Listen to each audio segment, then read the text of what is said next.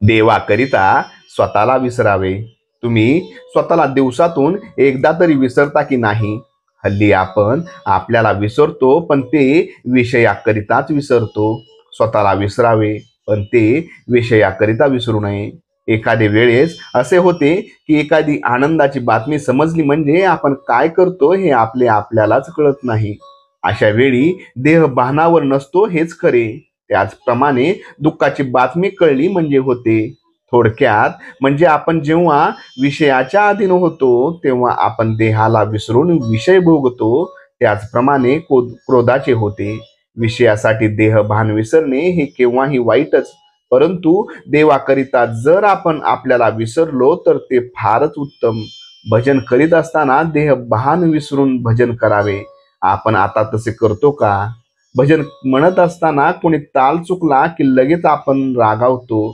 ते खरे भजन होत नाही. म्हणून भजन करताना मी देवापुढे आहे आणि तो आणि मी याच्याशिवाय दुसरे कोणी नाही असे मानूनच भजन करावे आणि तशी सवय ठेवावी, म्हणजे देहभाव विसरला येईल.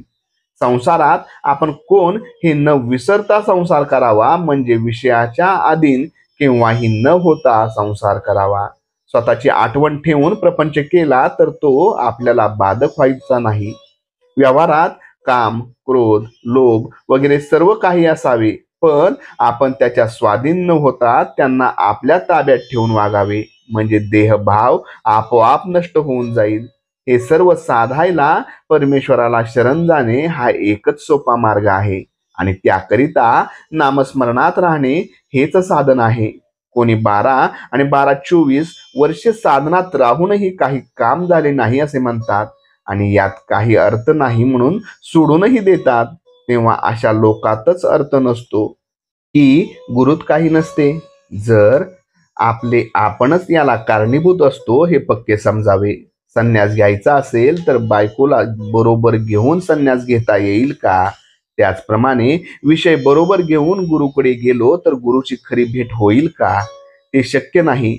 याकरिता ते सांगतील ते साधन आधी करावे, म्हणजे चित्त शुद्ध होते आणि ते झाल्यावर त्याची खरी भेट होते. म्हणून आपण त्याच्या जवळ खरे समाधान मागावे आणि ते मिळाल्यावर आणखी काय मिळवायचे राहते. मग तो ज्या स्थितीत ठेवील त्यातच समाधान होते. देहभोगाची अशी वेळीच काही किंमत राहत नाही आणि मग त्याला कंटाळायचेही कारण उरत नाही.